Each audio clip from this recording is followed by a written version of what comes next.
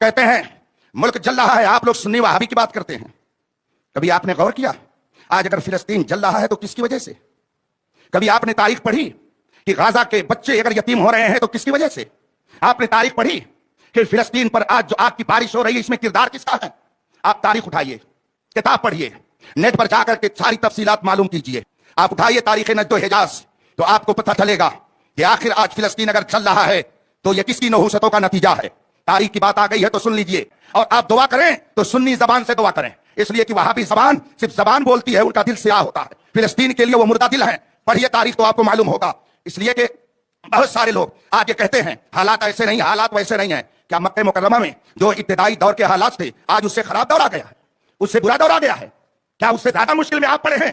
آپ قرآن پڑھیے تو آپ کو معلوم ہوگا مشکلات کا دور کیسا تھا، پریشانیوں اور آزمائشوں کا عہد کیسا تھا، کس ماحول میں صحابہ نے ایمان کی حفاظت کر کے ہم تک رسول پاک کی حدیثوں کو پہنچایا ہے. آپ پڑھیے تو آپ کو پتا چلے گا کہ صحابہ نے کتنی مشکلات سہ کر کے رسول پاک کا دین ہم تک منتقل کیا ہے. ہم میں کون ہے کہ جو اسلام کے لیے کانا ہو گیا؟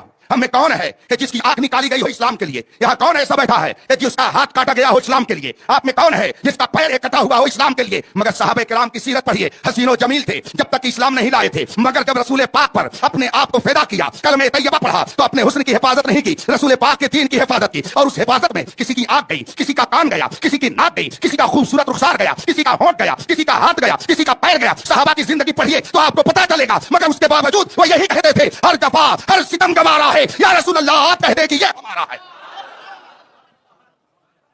آپ کہتے ہو حالات خراب ہو گئے. یہ حالات خراب کس نے کیا؟ کس نے آج یہ دن دکھائے؟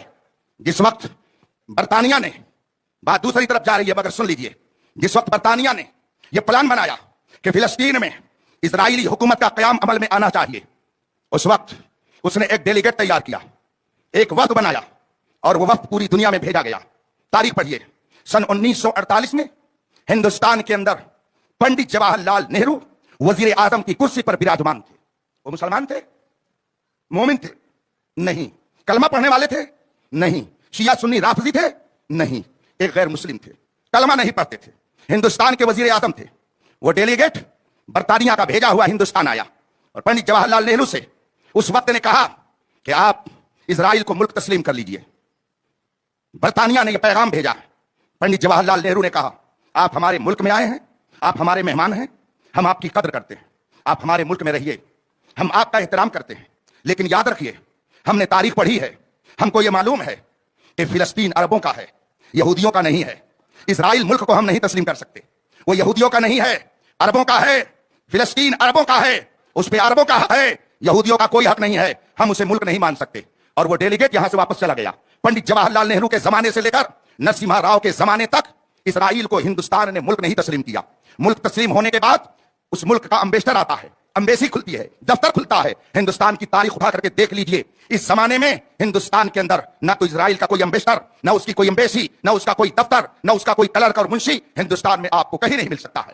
پنڈت جواہر لال نہرو نے اس ڈیلیگیٹ کو واپس کر دیا کہ چاہیے ہم اسرائیل کو ملک نہیں تسلیم کر سکتے، فلسطین عربوں کا ہے، آپ کا کوئی حق نہیں. لیکن تاریخ اٹھا کے دیکھیے، جب یہی ڈیلیگیٹ سعودیہ گیا، آل سعود کے پاس گیا، وہابیوں کے پاس گیا، تو آل سعود نے 3 سطر میں لکھ کر کے دیا کہ برطانیہ فلسطین چاہے یہودیوں کو دے دے یا دنیا کی کسی قوم کو دے دے، آل سعود صبح قیامت تک برطانیہ کی رائے کی مخالفت نہیں کر سکتا ہے.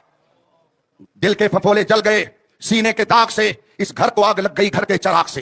تمہیں کالی گھٹاؤں کا نہیں پہچاننا آیا، نشیمن سے دھواں اٹھتا ہے، تم کہتے ہو ساون ہے. آج جو فلسطین کی حالت ہے، بچوں کو جو یتیم کیا جا رہا ہے، بم برسا کر کے عورتوں کو جو بیوہ کیا جا رہا ہے، یہ شاہ فیصل، آل سعود اور آج تک کرے ان عیاش حکمرانوں کی ناجائز حرکتوں کا نتیجہ ہے، جس کی وجہ سے اہل اسلام پوری دنیا میں اس وقت کرب و اضطراب کی زندگی گزارنے پر مجبور دکھائی دیتے.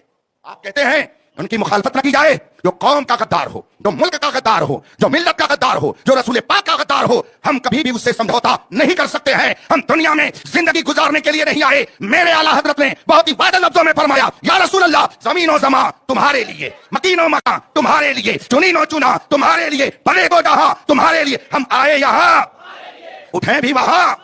اور میرے مرشد گرامی فرماتے ہیں زندگی یہ نہیں ہے، زندگی ہے نبی کی، نہ سمجھ مرتا ہے زندگی کے لیے، جینا مرنا ہے سب کچھ ہم نے کسی عالم اور آج کے کسی سیاسی رہنما یا کسی حکمراں کا کلمہ نہیں پڑھا ہے، ہم نے کلمہ پڑھا ہے تو محمد رسول اللہ کا کلمہ پڑھا ہے۔ اگر ہم نے وفاداری کا دم بھرا ہے تو آج کے کسی حکمراں کا نہیں بلکہ رسول پاک کی وفاداری کا دم بھرا ہے۔ رسول پاک کی وفاداری جس کے اندر ہوگی، ڈاکٹر اقبال کی زبان میں سنیے کہ محمد سے وفا تو نے تو ہم تیرے ہیں، یہ جہاں چیز ہے کہ لوح و قلم تیرے ہیں۔